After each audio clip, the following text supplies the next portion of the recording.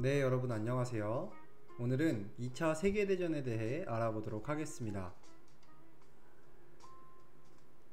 2차 세계대전은 1차 세계대전이 끝난 뒤에 두 번째로 일어난 세계대전이기 때문에 2차 세계대전이라는 이름이 붙었는데요.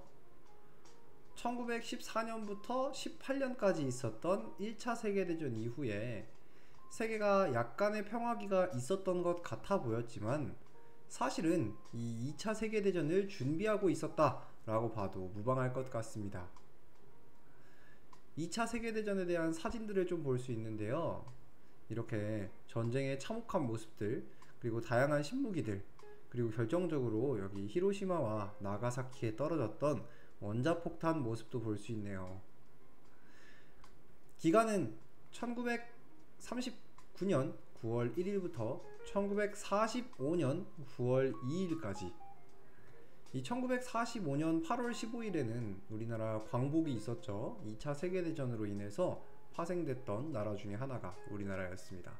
물론 독립운동가들의 역할도 충분히 있었고요. 장소는 극지방을 제외한 전 세계가 다 무대였다라고 볼 수 있는데요.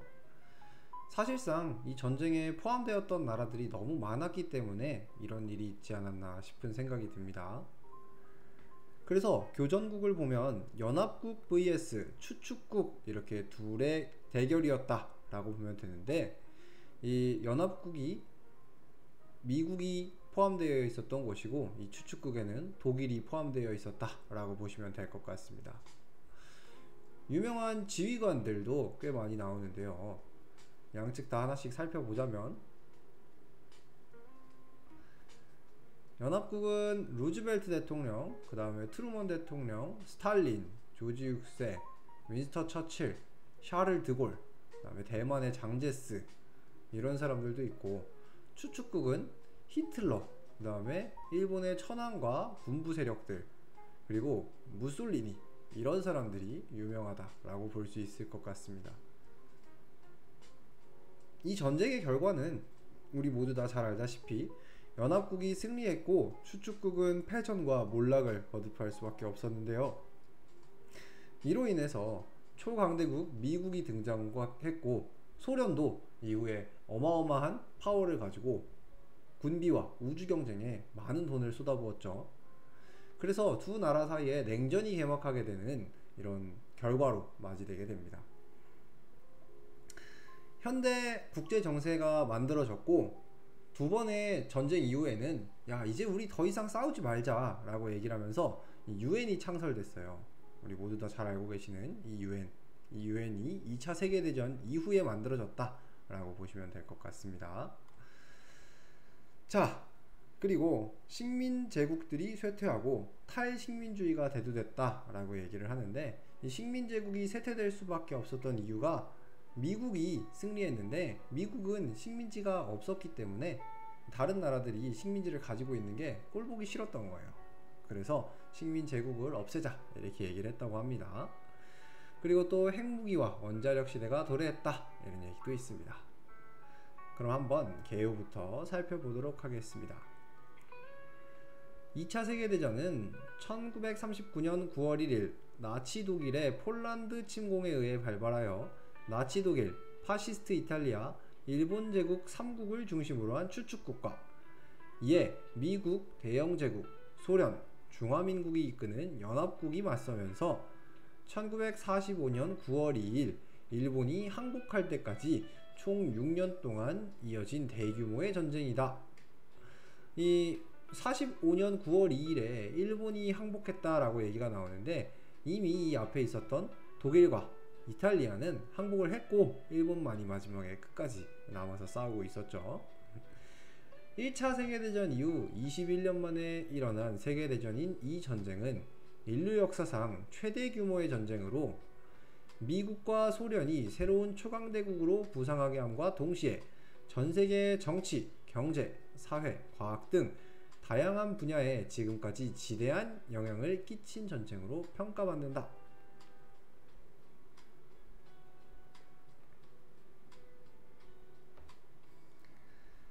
자, 2차 세계대전 유럽 전선의 전개에 대해서 살펴보도록 하겠습니다. 2차 세계대전은 대체로 39년 9월 1일 나치 독일의 폴란드 침공을 시발점으로 보는 시각이 지배적이다. 1차 세계대전의 패전국이었던 독일은 나치당의 집권 이후 베르사유 조약의 준수를 거부하고 급격한 군 재무장을 시행하며 대독일주의 이념에 기반한 팽창주의적 행보를 보이기 시작했다. 독일은 폴란드 침공 이전부터 오스트리아 병합과 미넨 협정 등으로 주변국들을 흡수하며 영국, 프랑스와 지속적인 마찰을 빚고 있었으며 이탈리아 왕국, 일본 제국과 함께 추축국을 형성하여 제2차 세계대전을 일으키고 세계 각지를 군사적으로 장악해갔다. 이게 1차 세계대전에서 독일이 패전국으로 전쟁에서 진 다음에 독일 국민들 사이에서는 야, 우리가 이 전쟁 왜 졌냐, 우리는 더 돈을 많이 벌어야 되고 우린 더 나은 대우를 받아야 돼, 이런 분위기가 당시에 팽배했다고 해요. 그래서 이 독일 사람들이 분노해가지고 우리는 더 강력한 군대를 만들고 더 잘하자, 여기에 이제 불을 지폈던 게 히틀러였던 거죠. 계속 읽어보겠습니다. 국제 질서를 뒤흔드는 격동 속에서 당시 전세계의 모든 강대국들이 전쟁에 개입해 연합국과 추축국이라는 상호 적대적인 두 군사 동맹이 생겨났다. 이 전쟁에서 공격 측이었던 추축국 진영은 나치 독일, 이탈리아 왕국, 일본 제국 3국이 이끌었으며 방어와 반격 축이었던 연합국 진영은 미국, 영국, 소련, 중화민국, 프랑스 5개국이 이끌었다.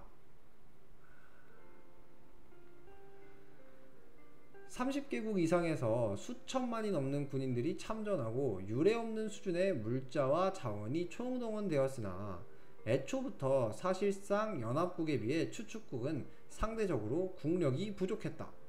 아무래도 그럴 수밖에 없겠죠. 나치 독일, 이탈리아, 일본 이렇게 세 나라가 합쳐도 중국 한 명 인구수가 일단 안 되잖아요.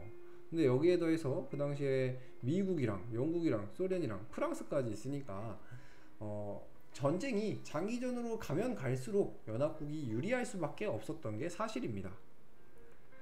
제국주의 열강인 이탈리아 왕국이 생각보다 전쟁에서 크게 활약하지 못하면서 추축국은 전쟁 초반부에 빠른 승세 이후 정체되었으며 특히 나치 독일의 성공적이지 못한 소련 침공과 일본의 기습으로 인한 미국의 참전이 결정타가 되면서 빠르게 몰락했다.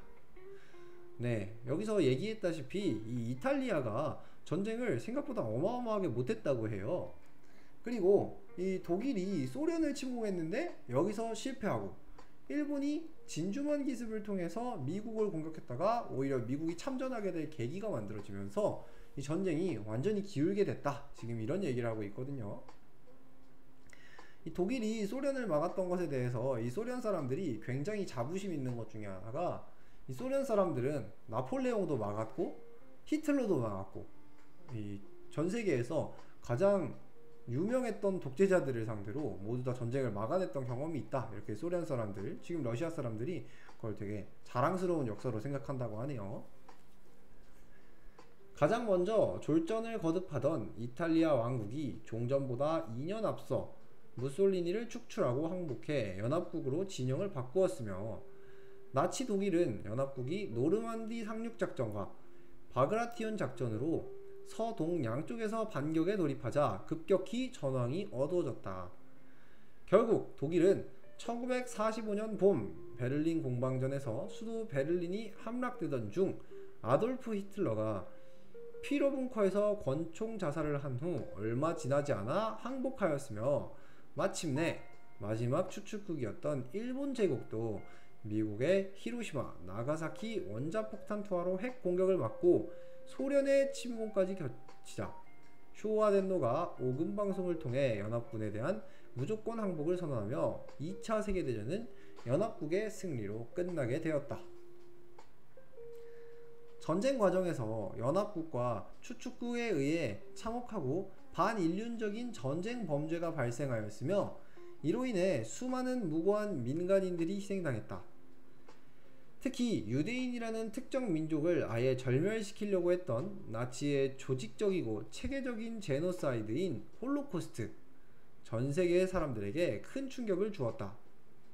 이 제노사이드라고 하는 단어는 이 집단 살해를 얘기를 하는 전쟁에서 자주 사용당하는 이렇게 사용되는 단어인데요.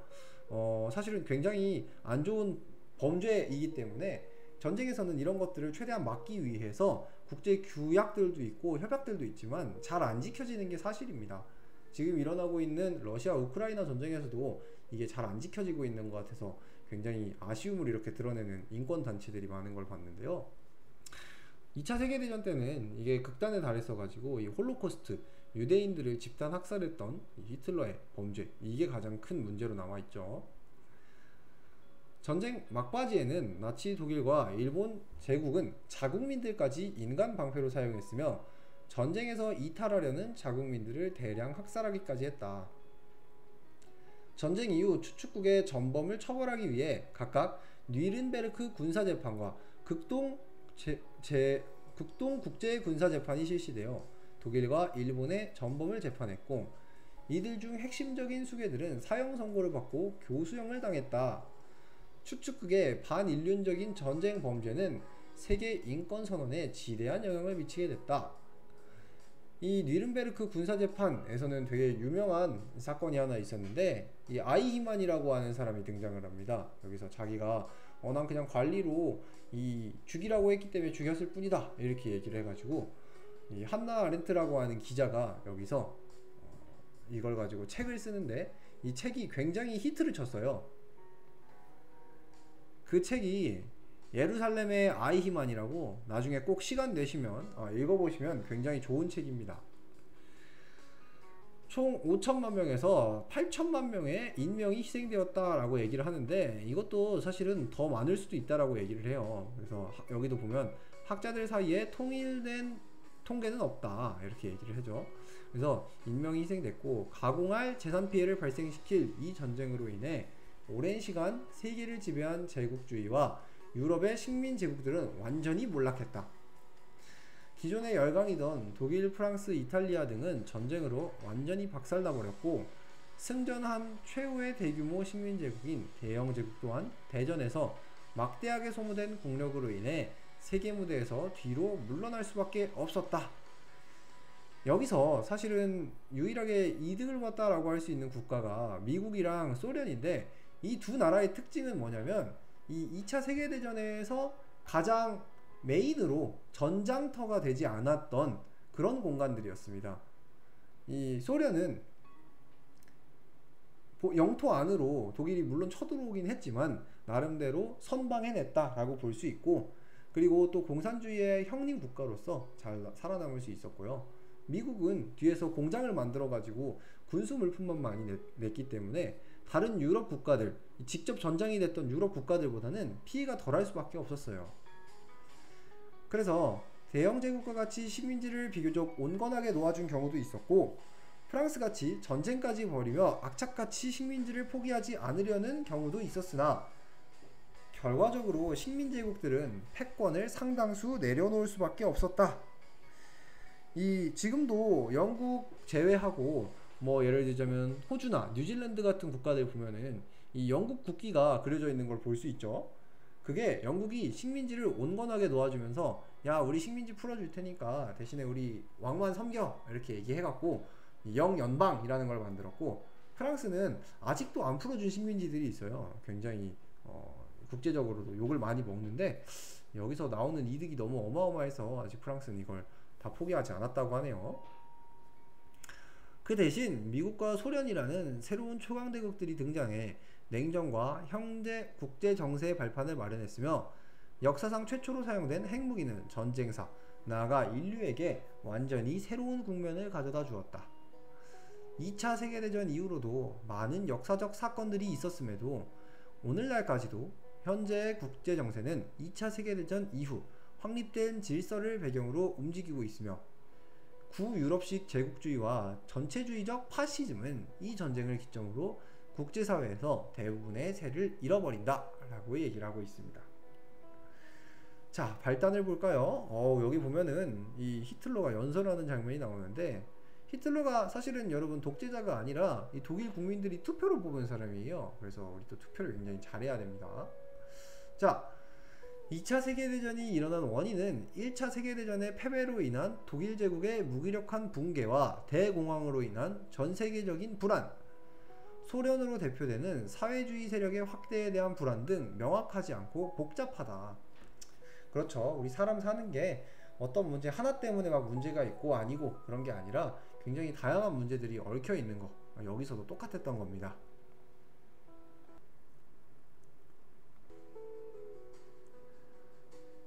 일반적으로 대공황에 따른 경제 위기로 부상한 파시즘과 이에 따른 베르사유 조약에 대한 바이마르 공화국의 반발 및 기존 세계 질서에서 만족할 만한 패권을 가지고 있지 않던 일본 제국과 이탈리아 왕국의 보상 심리가 원인으로 알려져 있다. 여기서 얘기한 것처럼 이 독일은 1차 세계대전에서 패배했던 나라, 그 다음에 서양 국가들이 다 식민지 가지고 있는데 자기들은 마땅한 식민지가 없었던 일본이랑 이탈리아 이런 나라들이 우리도 하나 해야지 이런 마음으로 일으킨 전쟁이다, 지금 이런 얘기를 하고 있는 거예요. 결국 결론적으로 1차 세계대전의 수습과 전후 정리 과정에서 현실과 미래를 예단하지 못한 이해 당사자들의 인지 부조화가 쌓이면서 터진 1차 세계대전의 연장선상에 있는 전쟁으로 보는 의견이 학계의 주류로 올라섰다. 이 문단에서는 2차 세계대전이 발발하기까지 세계가 어떤 과정을 겪었는지에 대해 서술하고 있다. 이게 지금 여기서 얘기하는 것처럼 결국에 이제 본인의 위치에 만족하지 않았던 사람들이 또 한 번 더 올라가려고 이 세계 역사가 한번 뒤집혔다, 이런 얘기를 하고 있는 건데, 자 보면은 이 혼란한 독일과 나치당의 집권 이렇게 나와 있는데 1차 세계대전 이후에 독일이 잃은 영토가 나와 있어요. 이 원래 독일 땅이 이것보다 훨씬 더 컸었는데 1차 세계대전 때 독일이 이때도 전쟁을 일으켰단 말이에요. 그래서 지금 이쪽 부분은 리투아니아한테 넘겨줬고, 여기는 폴란드한테 넘겨줬고, 이쪽 땅은 체코한테 넘겨줬고, 뭐 프랑스, 벨기에, 덴마크 이런 식으로 땅을 다 쪼개가지고 나눠준 거예요. 뭐 우리가 예를 들어서 전쟁을 일으켰다가 졌는데 뭐 강원도 떼주고 충청도 떼주고 막 이런 식으로 떼주면 사람들이 얼마나 기분이 안 좋겠어요. 그래가지고 이 전쟁 배상금도 어마어마하게 많이 냈는데 인플레이션이 어마어마했대요. 지금 이거 보시면 여기가 1인데 이게 단위가 지금 1, 10, 100, 1000만, 10만, 100만, 1000만, 억, 10억, 100억, 1000억, 조. 이 1918년까지만 해도 1에 붙어있던 게 이 100조가 넘는 정도의 이 페이퍼 마커스, 인플레이션이 이렇게 찍히면서 이때 독일 사람들은 실제로 막 미용실 가서 머리 자르려면은 수레에다가 돈을 담아서 안 가면 못했대요. 막 이 정도로 난리가 났던 거예요. 그러니까 이 독일 사람들이 기분이 너무 나빴던 거지. 아니 우리가 아무리 졌다고 해도 이렇게까지 해야 돼? 이러면서. 그래서 요거에 대해서 미리 예견했던 사람이 있었는데 1차 세계대전 당시 영국 원정군 사령관 더글라스 헤이그, 이 사람이 독일에게 불필요한 굴욕을 줘갖고 복수할 마음을 품게 만들면 그건 안 된다, 이렇게 적당하게 배상을 해야 된다라고 얘기를 했는데 독일 사람들한테 해선 안 될 일을 이렇게 해서 2차 세계대전이 발발하게 됐다라고 이 더글라스 헤이그는 그때 생각했겠죠. 자, 그래서 1차 세계대전에서 패배는 독일에게 재앙과도 같은 결과를 가져다 주었다. 독일 제국이 멸망하고 탄생한 새로운 독일의 바이마르 공화국은 시작부터 숱한 순환을 겪어야 했다. 기존 독일 영토의 상당 부분이 뜯겨나갔는데 이 독일 제국의 영토를 뜯어가는데 가담한 국가만 폴란드, 프랑스, 덴마크, 리투아니아, 벨기에, 체코슬로비아 총 6개국에 달했다. 이 중에 폴란드는 가장 많은 독일 제국의 영토를 편입한 국가였다.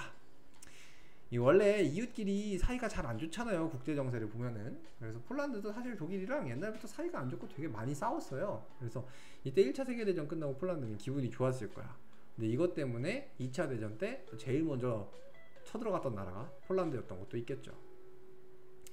폴란드 분화로 멸망한 폴란드가 갑자기 신생국가로 독립해버리자 독일은 발트해와 면한 해안 영토를 폴란드 회랑이라는 폴란드의 해안 영토로 빼앗기고 독일 본토 지역과 동프로이센이 폴란드에게 가로막히게 되었다. 알자스로렌과 같은 민감한 주요 요충지 또한 프랑스에게 넘겨야 했다. 베르사유 조약으로 인해 이 베르사유 조약이 1차 세계대전 끝나고 이 독일이 땅 떼주게 된 이 조약입니다. 라인란트는 명백한 독일의 영토인데도 불구하고 프랑스에 위협이 된다는 이유로 강제 비무장화되었고, 독일의 군대는 공군의 보유가 일체 금지되며 10만 명이라는 극도로 제한된 규모안이 허용되었다. 베르사유 조약은 또한 바이마르 공화국에 금을 기준으로 1320억 마르크를 20년 안에 전쟁 배상금으로 지불하라는 무리한 요구까지 포함하고 있었는데, 이는 전쟁으로 재정이 피폐해진 바이마르 공화국으로서는 도저히 갚을 수 없는 금액이었다. 영국 재무성을 대표하여 참가한 존 메이너드 케인스를 비롯해 협상에 참여했던 경제학자들이 산출한 바이마르 공화국의 지불 가능액은 약 20억 달러, 100억 마르크. 그러니까 실제로 1320억 마르크를 내라고 했는데 100억 마르크 정도밖에 못 내는 사람한테 이걸 내라고 하니까 어떻게 해요? 완전히 지금 독일 입장에서는 삥 뜯긴다 이런 생각을 하는 거죠. 배상금은 석탄과 목재와 같은 현물로도 배상이 가능했으나 당시 산업에서 중요한 역할을 맡던 이러한 주요 원자재들이 전쟁 배상금으로 빠져나가자 독일의 공장들은 제대로 된 기능을 할 수가 없었고, 독일의 경제는 어려움을 겪으며 배상금 지불 능력은 계속 악화되어 갔다. 결국 22년 연말 독일은 디폴트 상태에 빠졌으며 국가 규모의 부도로 인해 전쟁 배상금의 지불이 불가능해졌음에도 불구하고 1차 세계대전 당시 독일과 전쟁을 벌였던 프랑스와 벨기에는 배상금을 감면해 주지 않았다. 그치. 근데 또 그럴만한 게, 이게 독일이 때려서 1차 세계대전도 일어났던 거기 때문에 이 프랑스랑 벨기에 입장에서는 우리가 왜 걔네 사정을 봐줘야 돼? 걔네가 우리 때렸는데. 이렇게 생각한 거죠. 그래서 이들은 독일이 부강한 강대국으로 부상하는 것을 막기 위해 독일 경제에 압박을 가해야 된다고 생각했으며, 같은 협상국이던 영국과 미국의 반대에도 불구하고 프랑스와 벨기에는 어떻게든 독일에 군사적, 경제적 제재를 부과하고자 했다. 영국이랑 미국은 좀 떨어져 있으니까 야 독일 자극하지 말자 이랬는데, 프랑스랑 벨기에는 오히려 붙어 있으니까 더 이런 생각을 한 거예요. 그래서 여기도 보시면 이 독일 시민을 총칼로 위협하는 프랑스군들이 이제 기분이 안 좋았던 거예요. 얘들 보기만 해도. 그래서 시내를 활보하는 프랑스군 전차들 이렇게 나오죠.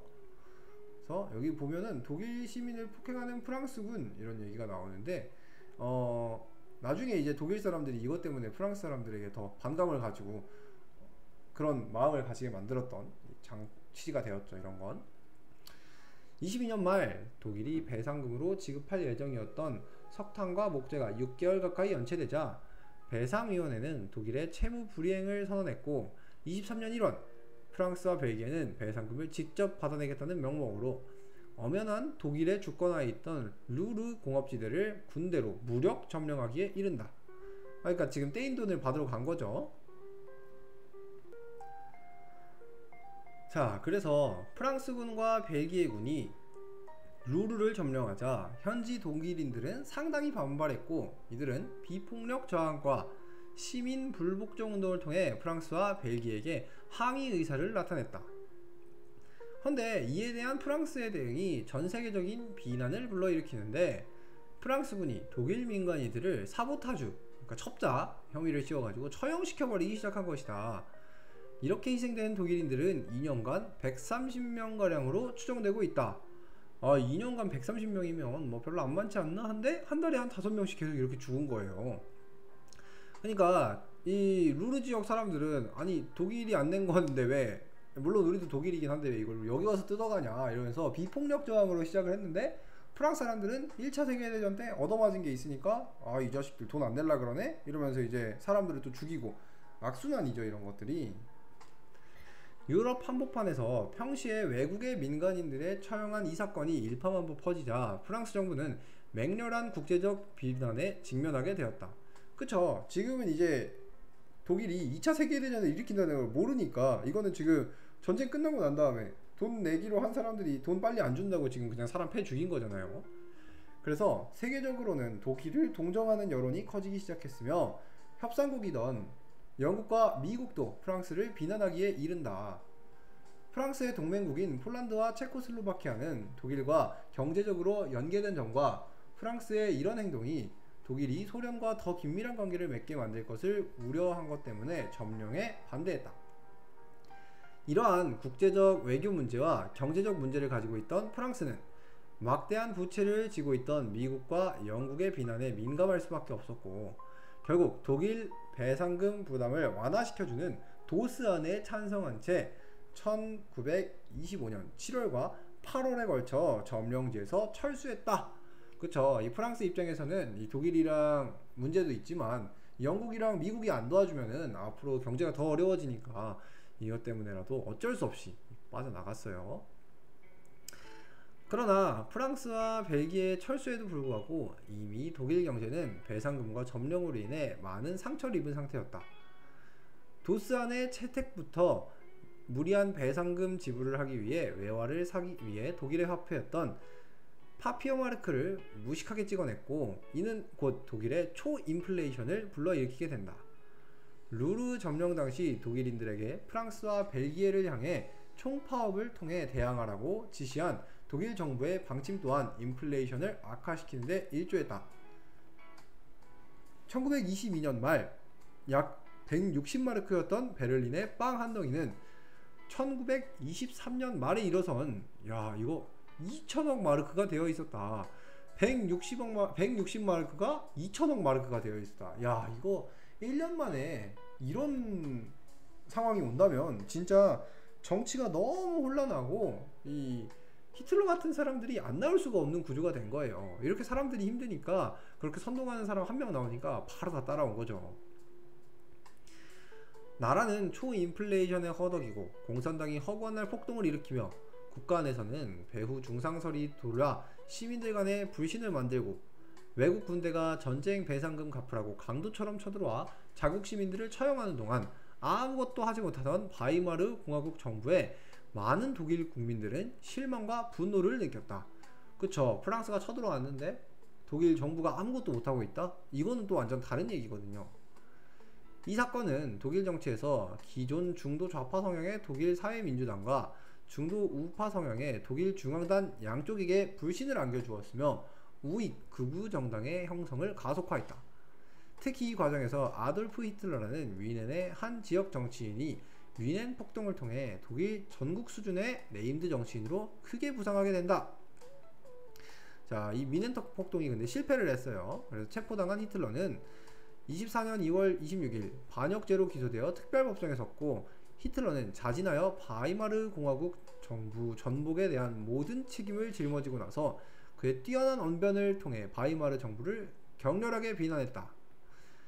이러한 히틀러의 열변은 처음으로 독일 전국의 관심을 이끌었고 전세계 신문에 일면 헤드라인을 장식했다.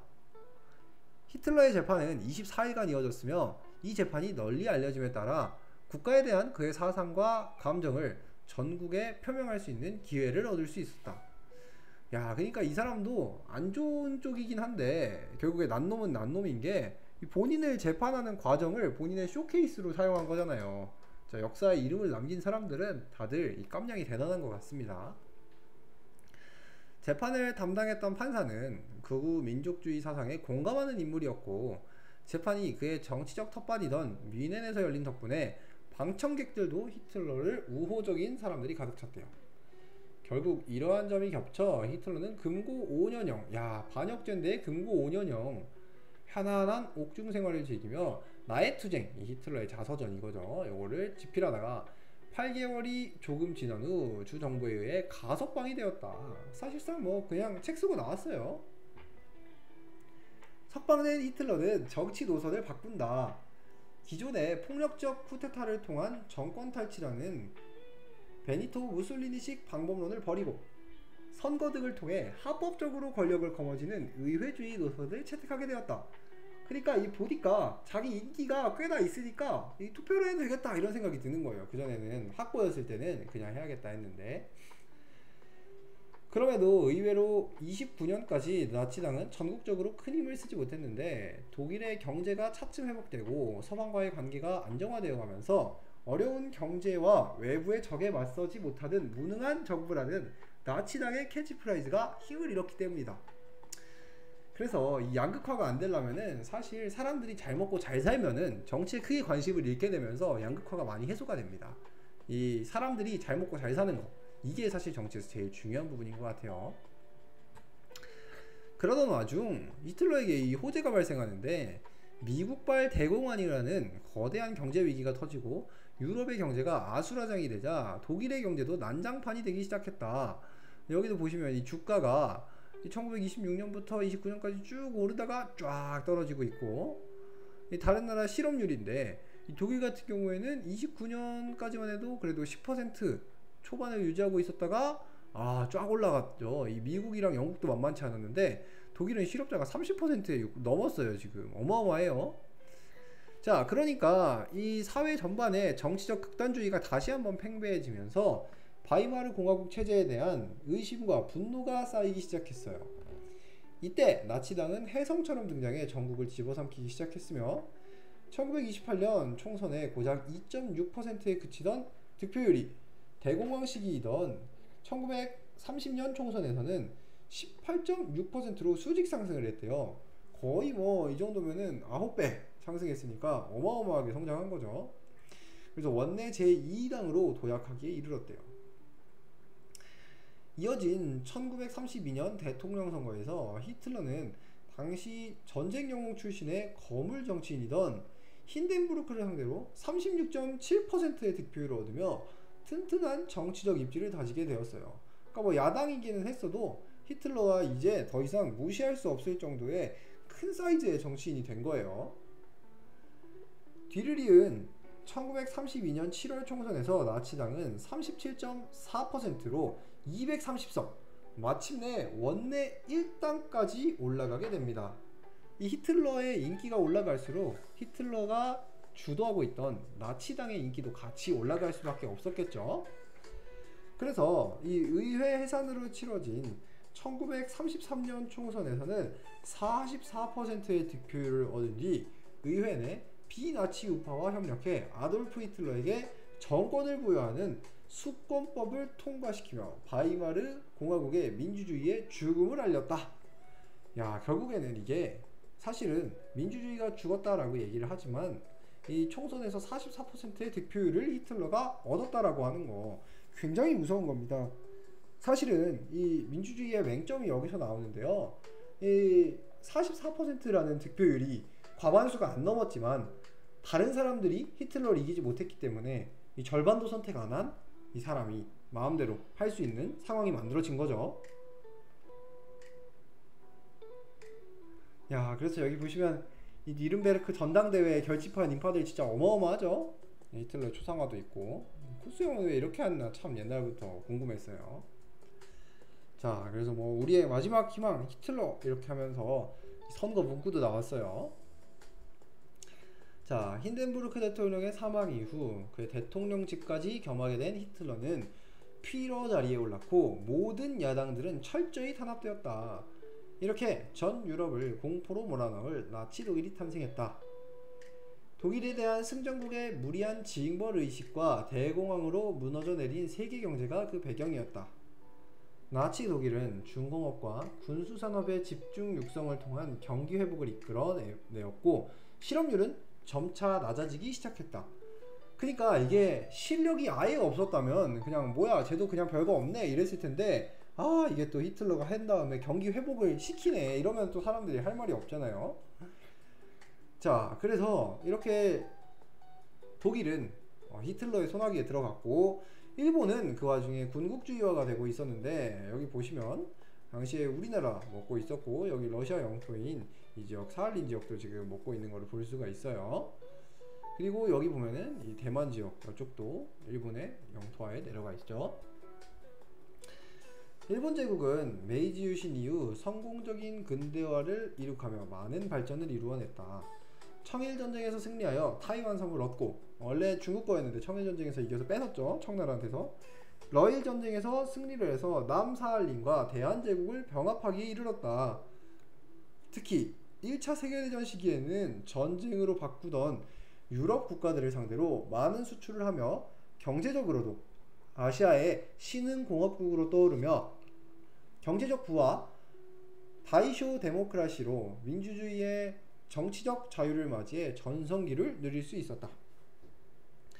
그러나 대전의 종전 이후 유럽 국가들이 숨을 고르면서 다시 생산력을 되찾자 유럽, 미국 등 서방에 비해 열등한 품질을 가진 일본의 산업은 경쟁력을 잃고 수출이 축소되기 시작했고, 아무래도 뭐 이때까지는 산업혁명이 된 지 얼마 안 됐어요. 그래서 서구 열강들은 아시아의 새로운 열강으로 올라선 일본 제국을 서서히 견제하기 시작했다.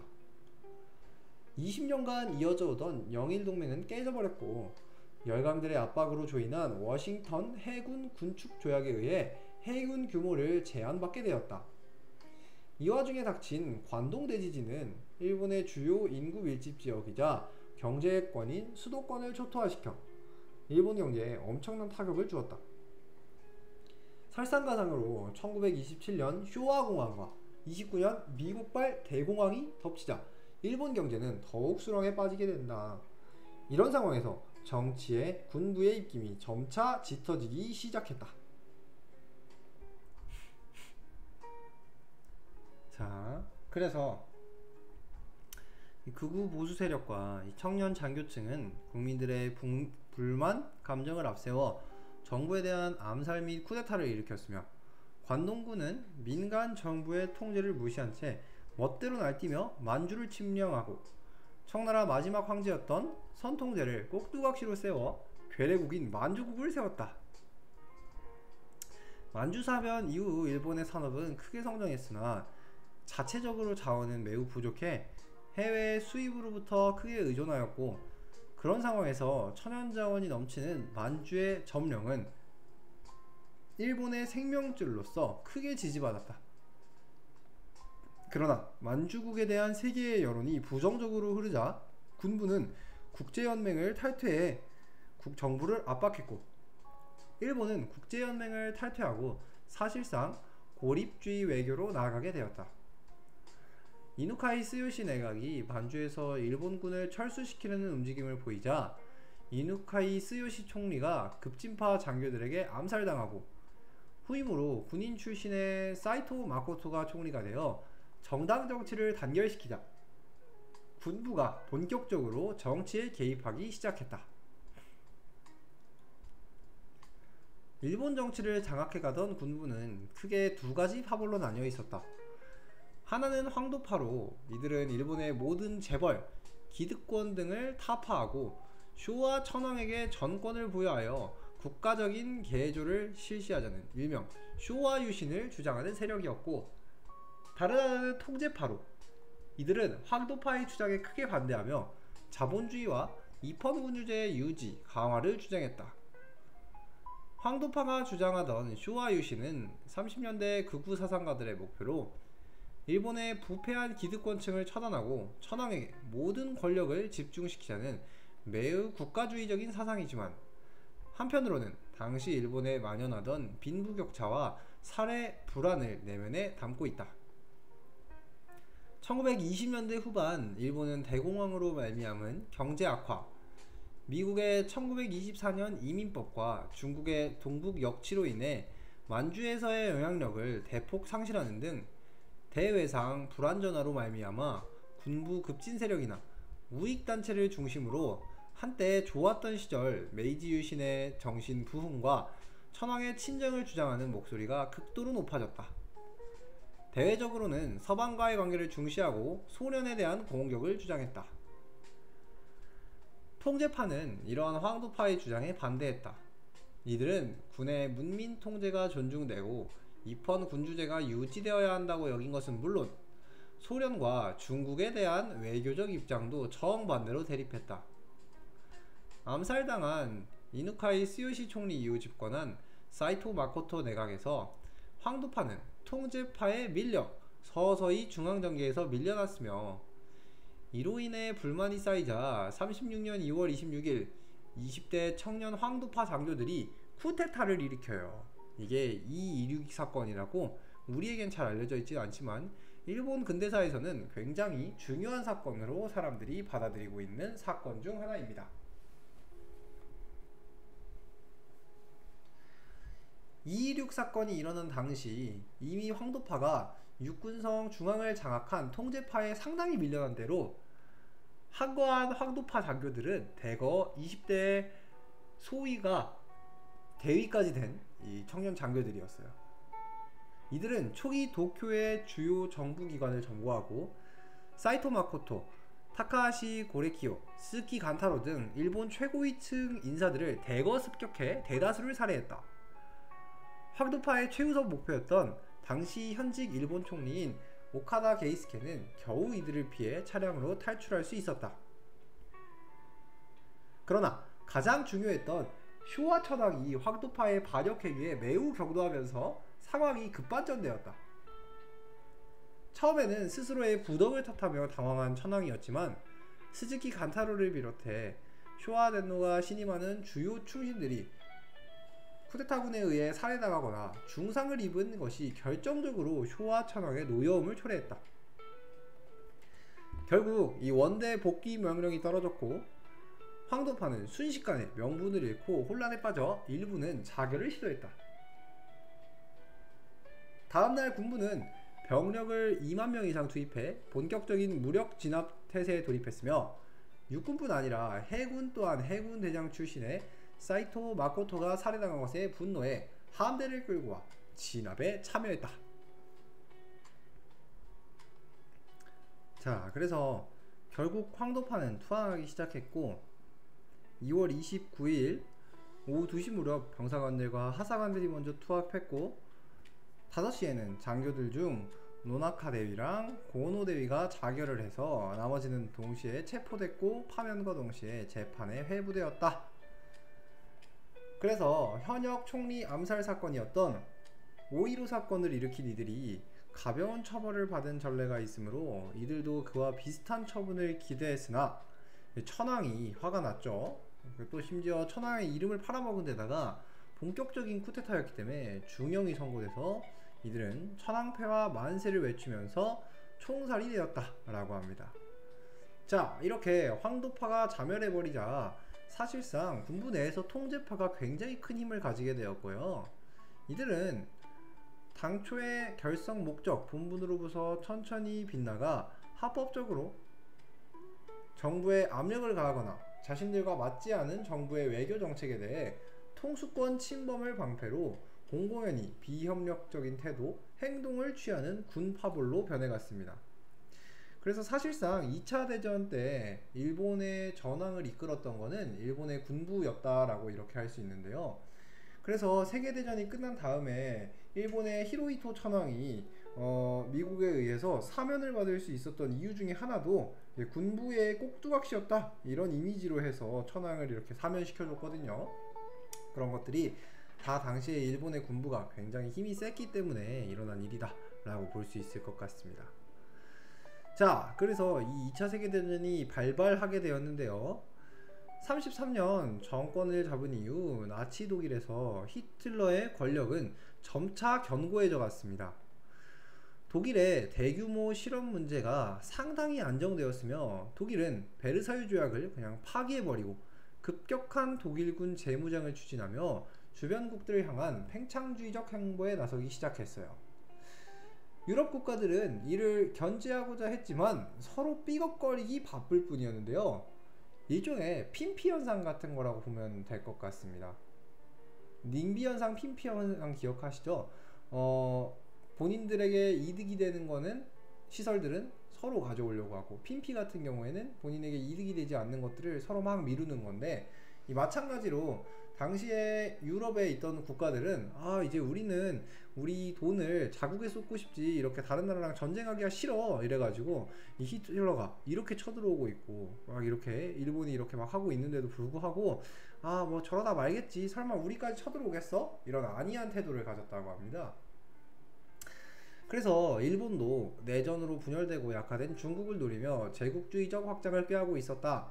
이미 만주사변으로 만주해가 일본에게 넘어갔으며 구식무기로 무장하고 부패로 물든 중국군은 도저히 일본군을 상대할 여력이 되어 보이지 않았다.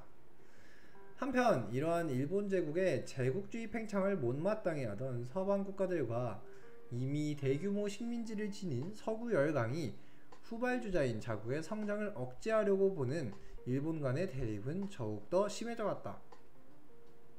자, 그래서 여기 보시면 라인란트 재무장이라고 하는 게 나오는데요. 베르사유 조각과 로카르노 조약 이후 독일의 영토, 빨간 점선으로 그어진 부분이 독일이 잃은 영토랑 라인란트 비무장지대, 우리 아까 앞부분에서 라인란트 지역에서는 비무장을 하기로 했다라고 얘기를 했는데요. 이거를 다시 그냥 무장을 하기로 독일이 선언을 해버린 거죠.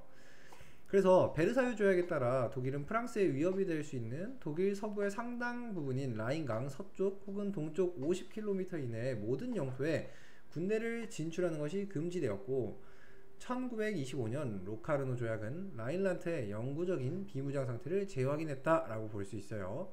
그래서 여기 보면은 독일 영토의 서쪽 지역에, 이쪽 지역에 라인란트 지역, 여기를 비무장지대로 해놨는데, 이게 굉장히 독일에게는 자존심이 상하는 일이었다 이거죠. 그래서 요거는 특히 프랑스에게 매우 중요한 것이었는데, 이를 통해 독일이 서부 이웃 국가를 공격하는 것을 막고 독일 서부 국경 전역이 사실상 무방비 상태가 되기 때문이다. 독일이 만약 전쟁을 일으킨다면 프랑스의 파괴적인 공세에 귀중한 산업 역량이 쏠려있는 서부 본토 대부분이 노출될 것이었다. 프랑스 입장에서는 이 라인란트 무장 해제를 시킨 것이 크나큰 보험이 된 거예요. 이 때문에 1933년 나치 집권 이전부터 많은 독일 엘리트들은 라인란트의 비무장 상태를 일시적인 것으로 간주하고 외교적으로 기회가 있을 때 재무장하는 것을 목표로 삼았으나, 라인란트의 재무장이 1937년 이전에는 불가능할 것이라고 믿었대요. 그러니까 독일도 돈이 없고 막 이러니까, 야 설마 이렇게 빨리 하겠어? 라고 생각을 했던 거죠. 나치 독일이 등장하고 1년 뒤인 1934년 프랑스의 외무장관 루이 바르투는 소련과 이탈리아 왕국에게 독일을 포위하는 동맹 네트워크를 구축하여 나치의 잠재적인 침략 위험성을 제거하자고 제안을 했어요. 그러니까 이 사람들은 이미 나치가 굉장히 위협적인 존재들이고 이 유럽의 평화를 뺄 수 있다는 거를 알고 있었어요. 근데 당장 그래서 내가 막을게 라고 하기에는 너무 쓸 돈도 없고 전쟁도 하고 싶지 않았던 거예요. 그래서 나치 독일 수립 전까지 소련은 베르사유 체제에 도전하려는 독일의 노력을 지지했지만, 나치 정권의 격렬한 반공주의와 레벤스라운 정책으로 인해 베르사유 체제를 유지하려는 입장으로 선회했다. 이에 따라 소련은 1921년부터 시작된 독일 재무장에 대한 비밀 지원을 종료했으며, 이 무렵 소련의 외무장관 막심 리트비노프는 과거 소련 지도자들이 자본주의자들을 음모라고 비난했던 베르사유 체제를 대뜸 찬양하기 시작했습니다. 한편 그 다음 해인 1935년 2월 26일 나치 독일은 세간의 베르사유 조약에 따라 금지되었던 자국의 공군인 루프트와페를 공개했어요. 처음부터 전쟁을 우린 할 거야 라고 지금 얘기를 하고 있죠.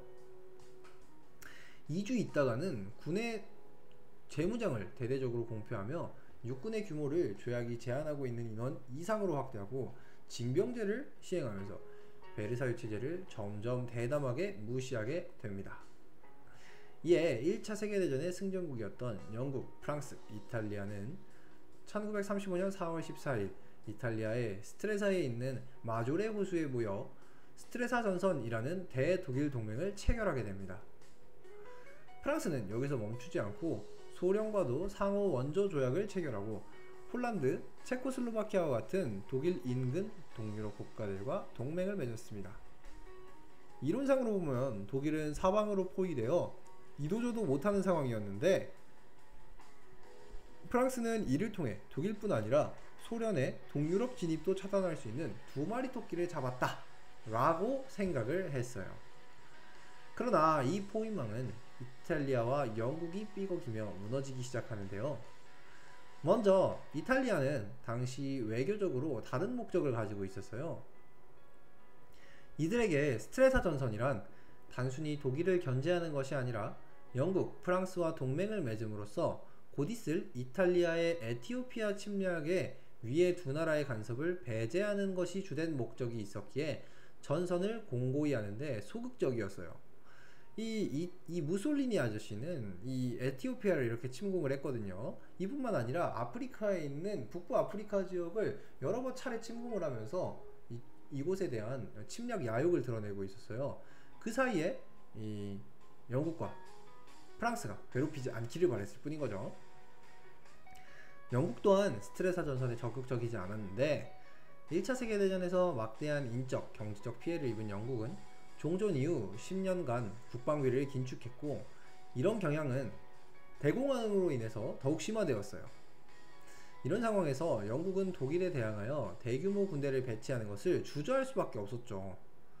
동시에 영국 내부에서는 독일, 폴란드 불가침 조약을 체결해 독일과 폴란드 간 긴장을 평화적으로 해결한 아돌프 히틀러를 외교적으로 타협이 가능한 인물이라는 평가가 퍼지기 시작했어요.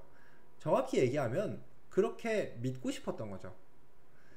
이러한 정치, 경제적 배경에 따라 결국 영국은 독일을 군사 외교적으로 고립시키는 대신 1935년 6월 18일 영국 독일 해군 조약을 체결하므로 베르사유 조약으로 묶여있던 독일의 주력함 건조를 완전히 허용하게 됩니다. 유일한 제한은 당시 세계 1위였던 영국 해군 전체 주력함들 총 배수량의 35%는 넘지 말라는 것뿐이었는데요. 스트레사 전선의 근간을 뒤흔드는 조약이었고, 이탈리아는 영국의 무력함에 실망할 수밖에 없었어요. 독일은 이렇게 스트레사 전선의 균열을 기회로 여겼는데요. 이탈리아의 에티오피아 침공이 영국 이탈리아 관계에 위기를 초래할 수 있다고 전망해 에티오피아에 무기를 지원하며 장기전으로 끌고 가고 싶어 했대요. 독일은 이탈리아가 에티오피아에서 장기간 전쟁을 벌이게 되면 영국이 국제연맹에 이탈리아에 대한 제재를 가하도록 압력을 가하게 될 것이라 예상했고, 이후 영국 이탈리아 관계에 위기가 초래되면 독일이 영국에 실망한 이탈리아에 접근해 무솔리니를 동맹으로 확보하고 스트레사 전선을 파괴할 수 있다, 이런 계산을 했대요. 그래서 여기 히틀러랑 무솔리니가 이렇게 함께하는 모습을 볼 수 있죠. 얘네 둘만 없었어도 정말 많은 사람들이 안 죽었을 텐데요. 이탈리아의 에티오피아 침공 후 히틀러의 바람대로 영국과 프랑스는 국제연맹에서 이탈리아에 대한 제재에 호응했고, 이는 무솔리니에게 큰 배신감을 초래했어요. 사실 영국과 프랑스도 이를 고려했기 때문에 이탈리아에 대한 제재는 형식적일 뿐 딱히 가혹하진 않았지만, 이것만으로도 독일을 포위시킬 그물에 빵꾸가 나기는 충분했던 거죠. 무솔리니는 결국 영국, 프랑스가 아닌 독일에 붙기 시작했고, 히틀러는 이런 상황들을 종합적으로 활용해 라인란트 재무장 계획을 가속화하기 시작합니다.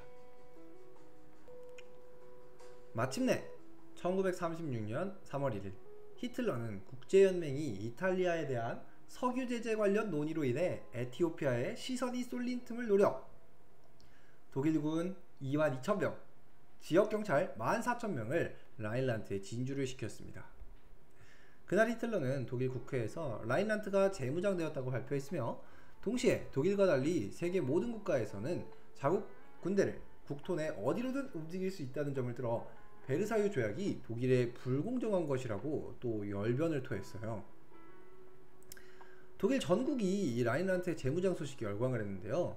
독일군이 퀼른으로 진군하자 환호하는 수많은 군중들이 자발적으로 모여 군인들을 환영하고 꽃을 던졌고요. 히틀러는 여기에 더해서 라인란트 재무장에 관한 국민투표도 실시했고, 여기서 압도적인 찬성 99%, 이게 믿을 수 있나 싶을 정도로 찬성표가 많이 나오긴 했는데, 하여튼 대다수의 압도적인 다수가 재무장에 찬성 투표를 했다는 것만큼은 사실로 보여요. 그러니까 히틀러는 우리나라가 우리 영토 안에서 군대를 어디다가 놔두든지 무슨 상관이야, 이렇게 얘기를 했고, 사실은 사람들 모두 다 이게 전쟁을 다시 하자라는 내용으로 알고는 있었지만, 일단 우리 영토가 넓어질 수 있다면 좋은 거지, 우리 군대가 세진다면 좋은 거지, 이렇게 생각을 하고 대부분 다 찬성을 했다는 거예요. 당초에 우려됐던 프랑스와의 충돌은 일어나지 않았어요. 프랑스 내 여론은 라인란트 재무장에 대해 적대적이었지만 독일과 전쟁을 주장하는 이들이 거의 없었어요. 1차 세계대전 이후에 너무 힘들었거든요. 실제로 프랑스는 지옥 같았던 1차 대전의 참호전의 악몽에서 벗어나지 못했고, 곧 있을 총선에 집권 내각에 커다란 악재로 작용될 것이 분명했거든요. 그래서 여기에 더해가지고 35년 말부터 36년 초까지 발생한 금융위기로 인한 경제적 문제를 겪고 있었고, 독일 국방군을 필요 이상으로 과대평가하여 영국의 개입 없이는 독일이 자신들보다 우세하다는 오판을 했습니다. 폴란드, 루마니아, 유고슬라비아 같은 프랑스의 동맹국들도 대독일 강경 대응에 심드러난 반응을 보였으며, 오직 체코슬로바키아만이 프랑스와 함께 대응하겠다고 할 뿐이었어요. 스트레사 체제의 일원이었던 영국과 이탈리아도 프랑스에게 협조적이지 않았고요. 그 이유는 위에 나왔죠.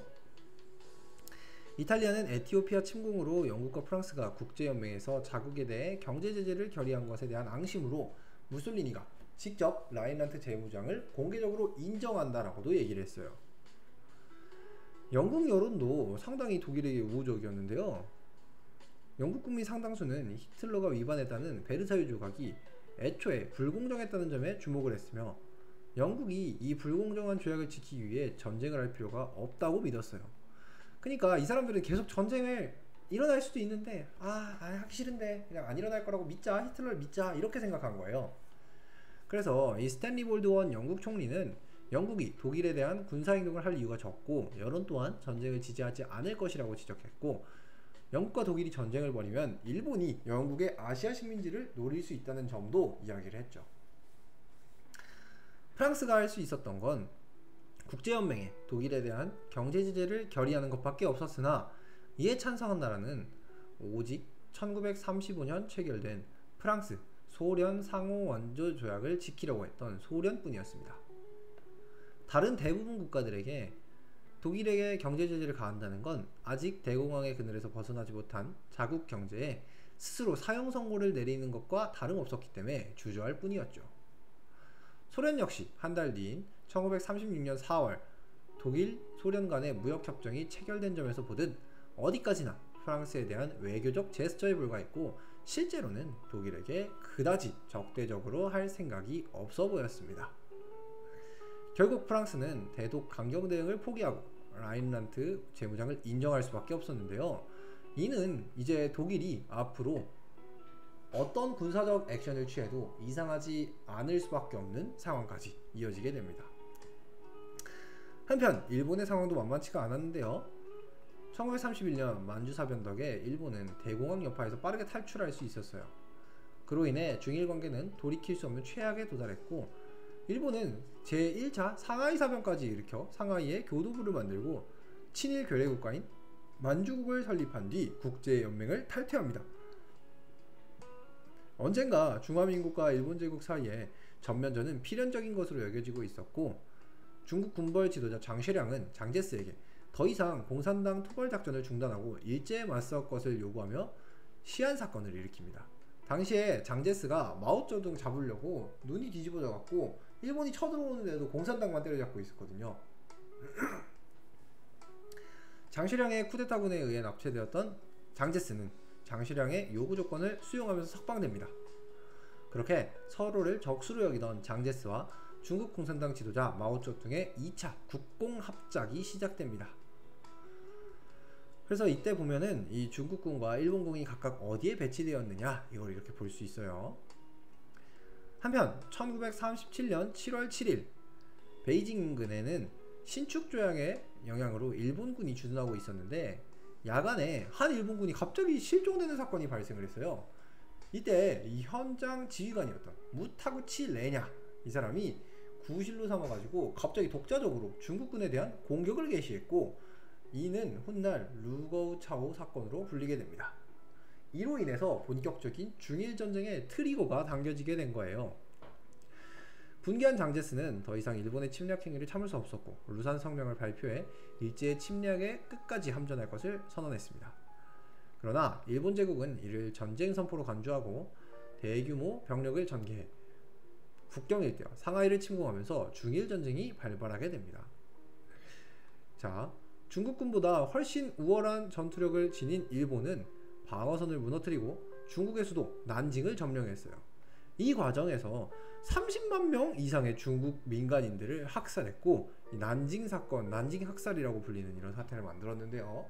보면은 이렇게 일반인인데 목을 참수하는 모습을 이렇게 볼 수가 있죠. 일본 애들이 상당히 극악무도했어요 이때. 근데 이 파죽지세로 진군하던 일본이 중국군의 지연전의 난관을 맞이하게 됩니다.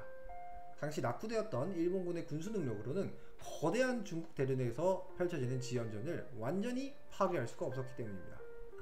이 중국이 땅덩어리가 이렇게 넓은데 일본이 이 정도 먹었으면 많이 먹긴 먹었거든요. 그럼에도 불구하고 중국군은 이 산 사이사이에 다 들어가갖고 숨고 이러니까 일본이 따라올 수가 없었던 거예요.